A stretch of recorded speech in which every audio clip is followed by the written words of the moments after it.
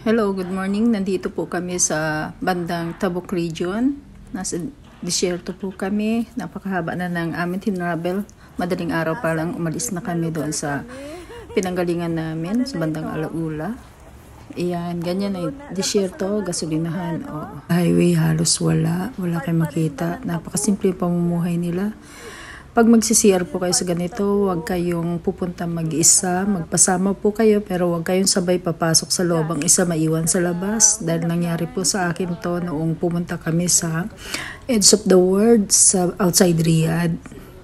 Ako lang po yung bumaba para mag-CR, ang kasama ko ay hindi ko po dala yung cellphone ko, nauna na ako doon sa loob ng CR. Pagpasok ko at pagsara ng pinto, deadlock pala, wala akong mahawakan, hindi ko siya mabuksan sa loob. Kahit magsisigaw ako, wala pong butas.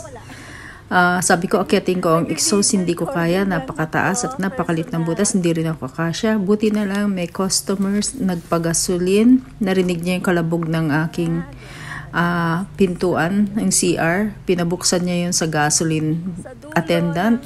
Yun, boyla, nakalabas po ako sa malakulungan na CR nila. Yan ganyan.